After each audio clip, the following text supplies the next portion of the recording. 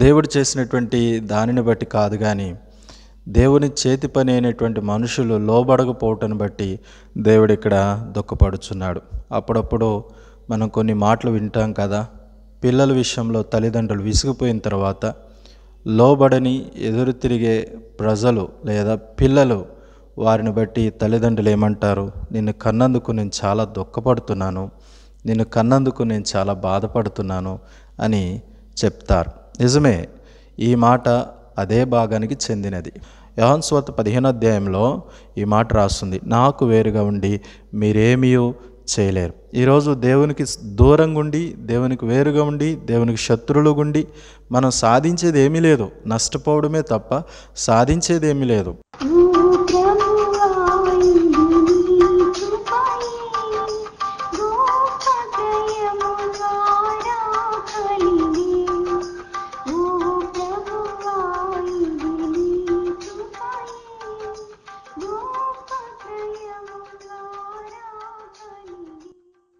Praise the Lord. ప్రభువైన యేసుక్రీస్తు నామములో మీ అందరికీ వందనాలు. ప్రభు యొక్క మహాకృపను బట్టి మరొకసారి అనుదిన దైవ కృప అనే కార్యక్రమం ద్వారా దేవుని వాక్యాన్ని ధ్యానం చేసుకోవడానికి ప్రభు సహాయపడ్డారు. ఈ దినం కూడా బైబిల్లో నుంచి ఒక వాక్యమును చదువుకుని మనము ధ్యానం చేసుకుందాం. ఆదికాండము 6వ అధ్యాయం 6వ వచనం. తాను భూమి మీద నరులను చేసినందుకు యెహోవా సంతాపము నొంది తన హృదయంలో నొచ్చుకొనెను. గత ఎపిసోడ్లో మనం చూసుకుంటూ వచ్చిన భాగాలు ఏమై ఉన్నాయి? భూలోకము మనుషులు తన చెడుతనము చేత చెరిపివేసినారు, భూలోకం చెడిపోయినది కాబట్టి దాని మీదకి ఉగ్రతను నాశనమును చూపిస్తాడని దేవుని వాక్యంలో నుంచి నేర్చుకున్నాం. అయితే భూలోకము బాగుపడాలి, భూమి మీద ఉన్న ప్రజలు దేవునికి లోబడి జీవించాలి, దేవుని యొక్క ఉద్దేశాన్ని బట్టి నడుచుకోవాలని ఆశతో ఎదురు చూసిన దేవునికి నిరాశ మిగిలింది. అయితే ఈ 6వ వచనంలో దేవుడు చెప్తున్నాడు, వీరిని చేసినందుకు అంటే నరులను పుట్టించినందుకు నేను దుఃఖపడుతున్నాను, పశ్చాత్తాపడుతున్నాను. అంటే దీని ఉద్దేశం దేవుడు ఇక్కడ ఏదో తప్పు చేశాడని అయితే కాదు, కానీ దేవుడు చేసినటువంటి దానిని బట్టి కాదు, కానీ దేవుని చేతి పని అయినటువంటి మనుషులు లోబడకపోవటాన్ని బట్టి దేవుడు ఇక్కడ దుఃఖపడుచున్నాడు.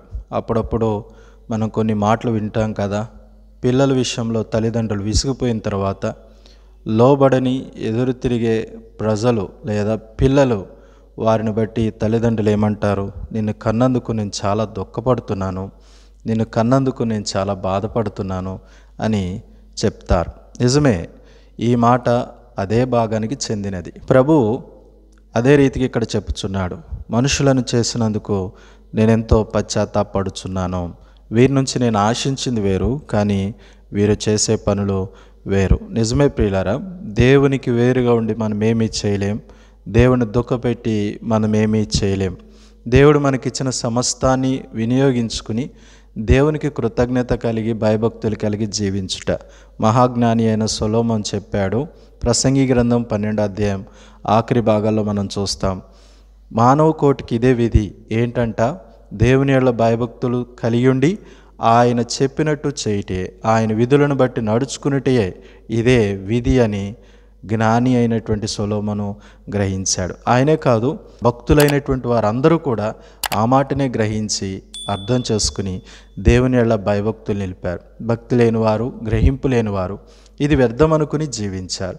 మెట్టికి ఇక్కడ మనం గమనించుచున్నాం, దేవునికి దుఃఖాన్ని కలగజేసిన సన్నివేశం మానవుని పుట్టించుట అనే భాగం చాలా బాధ అనిపిస్తుంది. దేవుడు ఒక ఉద్దేశంతో, ఒక గొప్ప ఉద్దేశంతో తన రూపమిచ్చి నిర్మించుకున్నటువంటి మానవుని ఆ ఉద్దేశం అంతటిని చెరిపేసుకుని నాశనం అయిపోయిన తర్వాత దేవుడు ఆ విషయమై పశ్చాత్తాపడుతున్నాడంటే ఎంత బాధ. ఇలాంటి సంగతే మరికొంతమంది జీవితాల్లో కూడా మనం చూడొచ్చు. ఇశ్రాయేల్ మొదటి రాజు సౌలును దేవుడు ఒక ఉద్దేశంతో, గొప్ప ఉద్దేశంతో దేవుడు ఏర్పాటు చేసుకున్నాడు. అంతేకాదు ఆ సింహాసనాన్ని తన సంతానానికి వాగ్దానం చేశాడు. అయితే సౌలు మూర్ఖుడు వలె, అజ్ఞాని వలె దేవుని మాటను త్రోసివేసి సొంత ఉద్దేశం బట్టి నడిచి దేవునికి కోపం పుట్టించాడు. ఆ సమయంలో కూడా దేవుడి మాట వాడాడు. సౌలును రాజుగా చేసినందుకు, సౌలుకి దేవుడు వాగ్దానం చేసినందుకు దేవుడు పశ్చాత్తాపడుతున్నాడు. నిజమే ప్రియులారా, ఆలోచించాలి. అంతేకాదు ఏలీ కుటుంబం విషయంలో కూడా ఈ మాట దేవుడు వాడాడు. సమూయేలు మొదటి గ్రంథము 2వ అధ్యాయం 30వ వచనం, నీ ఇంటి వారును నీ పితరుని ఇంటి వారును నా సన్నిధిని యాజకత్వం జరిగించుదురని యెహోవా ఆజ్ఞ ఇచ్చి ఉన్నాను. ఇప్పుడు అది నా మనసుకు కేవలం ప్రతికూలమాయనని ఇశ్రాయేలీల దేవుడని యెహోవా సెలవిచ్చుచున్నాడు. కావున యెహోవా వాక్కు ఏదనగా, నన్ను గనపరచువారు నేను గనపరచుదును, నన్ను తృణీకరించువారు తృణీకారమందుదురు. కాబట్టి ఇక్కడ కూడా మనం చూస్తున్నాం, ఏలీ కుటుంబ విషయంలో వారి పితరులకు దేవుడిచ్చిన వాగ్దాన విషయమై పశ్చాత్తాపడుతున్నాడు. అది ఆయనకు ప్రతికూలంగా ఉన్నది. ఎందుకనంటే వారు అనుకూలంగా నడుచుకోవట్లేదు, వారు ప్రతికూలంగా నడుచుకుంటున్నారు. కాబట్టి ఇన్ని భాగాలు మనం గమనిస్తూ వస్తున్నాం. దేవునికి దుఃఖాన్ని కలగచేసేటట్టు మనుష్య జాతి నడుచుకున్నారు. తర్వాత దేవుడు మేలుకై ఉద్దేశించిన సంగతులన్నిటినీ చెరిపేయటను బట్టి దేవుడు ఎంతో దుఃఖపడుతున్నాడు. అది మనం ఇక్కడ గమనిస్తున్నాం. కాబట్టి ఈరోజు నువ్వు దేవుని మార్గాన్ని చెరిపివేస్తుంటే, దేవుని మార్గానికి విరోధంగా నడుచుకుంటూ ఉంటే దేవుని నువ్వు దుఃఖపెడుతున్నావు, దేవుని నువ్వు బాధ పెడుతున్నావు. దేవుని దుఃఖపెట్టి బాధపెట్టి ఏమాత్రం మేలు పొందుతాం? మేలు పొందలేం. మొదట్లో మనం జ్ఞాపకం చేసుకున్నాం, యోహాను సువార్త 15వ అధ్యాయంలో ఈ మాట రాస్తుంది, నాకు వేరుగా ఉండి మీరేమీ చేయలేరు. ఈరోజు దేవునికి దూరంగా ఉండి, దేవునికి వేరుగా ఉండి, దేవునికి శత్రువులుగా ఉండి మనం సాధించేది ఏమీ లేదు, నష్టపోవడమే తప్ప సాధించేది ఏమీ లేదు. బైబిల్లో ఎన్నో రాజ్యాలు లేదా చరిత్రలో ఎన్నో రాజులు, ఎన్నో రాజ్యాలు, ఎన్నో జాతులు, ఎంతోమంది గ్రూప్ ఆఫ్ పీపుల్స్ దేవునికి వ్యతిరేకంగా పనిచేశారు, వ్యతిరేకంగా జీవించారు. అయితే తర్వాత దినాల్లో జరిగిన సంగతులు చూస్తాం, వారి యొక్క నాశనం ఘోరంగా ఉంటూ వచ్చింది. ప్రియులారా, నిజమే, దేవుడు తన కృపను బట్టి మనల్ని కూడా జ్ఞాపకం చేసుకుని ఒక గొప్ప ఉద్దేశంతో దేవుడు మనలను సృజించాడు లేదా పుట్టించాడు. అయితే ఆ ఉద్దేశం ఎరిగి దేవునికి అనుకూలంగా బ్రతికి జీవిస్తే ధన్యులం. లేని యెడల దేవునికి వేరుగా బ్రతికి లోకంలో మనం ఏదేదో చేస్తే దేవునికి ఎంతో దుఃఖాన్ని కలగజేసే వాళ్ళం అవుతాం. ఆ దుఃఖాన్ని బట్టి దేవుని ఉగ్రత చవి చూడక తప్పదు. కాబట్టి ఈ భాగంలో మనం చూస్తున్నాం, దేవుడు తన నోటితో చెప్పుచున్నాడు, నేను వీరిని చేసినందుకు పశ్చాత్తాపడుచున్నాడు. మన విషయంలో ఈ మాట దేవుడు చెప్పకుండా ఉంటే మేలు. నేను వీరి కొరకు శిలువ మీద మరణించింది వ్యర్థం, వీరి కొరకు సంఘమిచ్చింది వ్యర్థం, వీరి కొరకు పరిచర్య ఇచ్చింది వ్యర్థం, వీరికి సువార్త తెలియజేసింది వ్యర్థం అని దేవుడు దుఃఖపడకూడదు.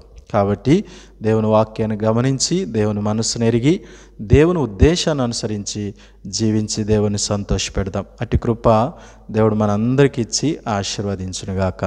ఆమేన్. ప్రార్థన చేసుకుందాం.